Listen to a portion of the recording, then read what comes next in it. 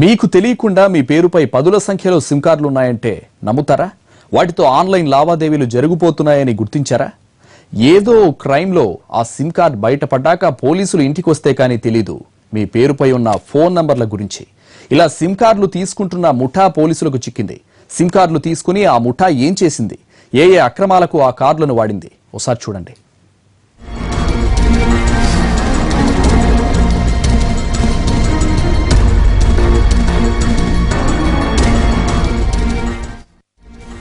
ఎక్కడో ఏదో మర్డర్ జరుగుతోంది. పోలీసులు నేరుగా మీ ఇంటికి వస్తారు, మిమ్మల్ని ఎంక్వైరీ చేస్తారు.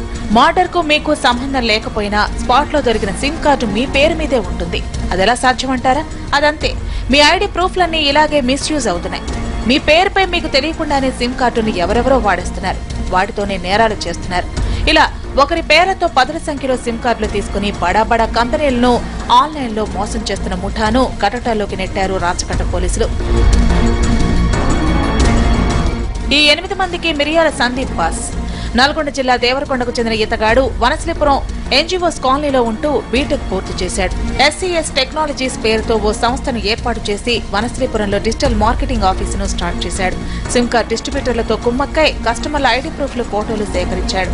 వాటితో మరిన్ని సిమ్ కార్డులు తీసుకున్నాడు. వాటితో ఆన్లైన్ మోసాలకు పాల్పడుతున్నారు. అండ్ ఈ ప్రీ యాక్టివేటెడ్ సిమ్ కార్డ్స్ ద్వారా తర్వాత ప్రతి సిమ్ కార్డ్కి మళ్ళా ఫేక్ ఈమెయిల్ ఐడీస్ కూడా వాళ్ళు క్రియేట్ చేస్తారు. ఆ ఈమెయిల్ ఐడి ద్వారా వాళ్ళు తప్పు ఫీడ్బ్యాక్, కస్టమర్ ఫీడ్బ్యాక్ ఆ కంపెనీకి ఇస్తున్నారు. సో ప్రతి ఈ వెబ్సైట్ ఉంటుంది, ప్రతి క్లిక్కి ఆ ప్రోడక్ట్ ఒకసారి క్లిక్ అయితే ఫీడ్బ్యాక్ ఒకసారి జనరేట్ అయితే ప్రతి దానికి ఆ కంపెనీ నుంచి, మెయిన్ కంపెనీ నుంచి ఫిక్స్ అమౌంట్ ఉంటుంది. 5 రూపీస్ నుంచి 100 రూపాయలు దాకా.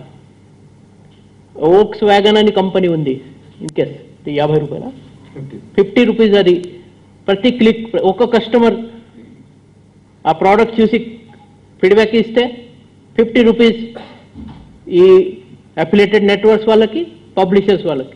టెక్నికల్ గా సాగిన ఈ ఆన్లైన్ మోసం ఎలా జరిగిందో పోలీసులకు సైతం మొదట అర్థం కాలేదు. ప్రధాన నిందితుడు మిరియాల సందీప్ ను అదుపులోకి తీసుకుని విచారిస్తే బండారం బయటపడింది. ఈ మోసం అంతా ఆన్లైన్ లోనే సాగిందని తేలింది. ఎవరికి అంతు చిక్కకుండా ఈ ఆన్లైన్ మోసం ఎలా చేశారన్నది నిందితుడు సందీప్ మాటల్లోనే వినండి.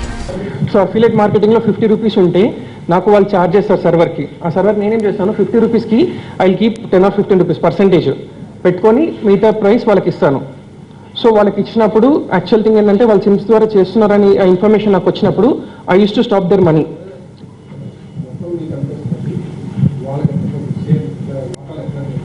అంటే 10-15,000 వస్తాయి పర్ పర్సన్.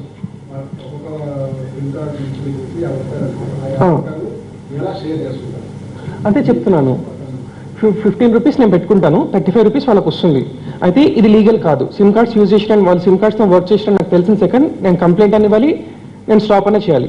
ఫైనల్ గా ఏంటంటే కస్టమర్లకు తెలియకుండా వారి పేర్ల మీద కొత్త సిమ్లు తీసుకుని మోసాలకు పాల్పడ్డారని తేలింది. ఇలా తీసుకున్న సిమ్ కార్డులతో అమ్మాయిల్ని వేధించిన, బెదిరింపు వసూళ్లకు పాల్పడ్డ అమాయకుల కేసుల్లో చిక్కుకునే అవకాశం ఉందంటున్నారు పోలీసులు. ఎక్కడైనా ఐడి ప్రూఫ్లు ఇస్తే ఎందుకోసం ఇస్తున్నావో క్లియర్ గా వాటిపై రాయటం మంచిదంటున్నారు. మురళీకృష్ణ ఈ యాక్టివేటెడ్ సిమ్స్ ఏమున్నాయి, దాదాపు 4,000 పైన సిమ్స్ మనకు దొరికినాయి. 5,000 సిమ్స్ ఉన్నాయి. ఈ activated SIM 25 rupees per SIM card charge చేస్తూ ఈ మురళీకృష్ణ ఇవ్వడం జరిగింది. తర్వాత ఈయన వోడాఫోన్ డిస్ట్రిబ్యూటర్ కాబట్టి గతంలో ఎవరెవరు సిమ్ కార్డ్స్ కొన్నారు వాళ్ళ దగ్గర ఈయన కలర్ ఫోటో తీసుకున్నారు, వాళ్ళ డాక్యుమెంట్ తీసుకున్నారు. ఆ కలర్ ఫోటోకి మళ్ళా కలర్ జెరాక్స్ ఫోటో పేపర్ మీద కలర్ జెరాక్స్ తీసుకొని మళ్ళీ అదే ఫోటో వేరే ఫామ్స్ కి. నోట్ల రద్దు తర్వాత నేరగాళ్లంతా ఆన్లైన్ మోసాల్లో కొత్త దారులు వెతుక్కుంటున్నారు. పోలీసులకి అంతు చిక్కని ఇలాంటి ఆన్లైన్ మోసాలపై అప్రమత్తంగా లేకుంటే మనకు తెలియకుండానే లావాదేవీలన్నీ జరిగిపోతాయి. సందీప్ దగ్గర 5,000 సిమ్ కార్డులు దొరకడంతో సర్వీస్ ప్రొవైడర్లకు నోటీసులు ఇచ్చే పనిలో పడ్డారు పోలీసులు.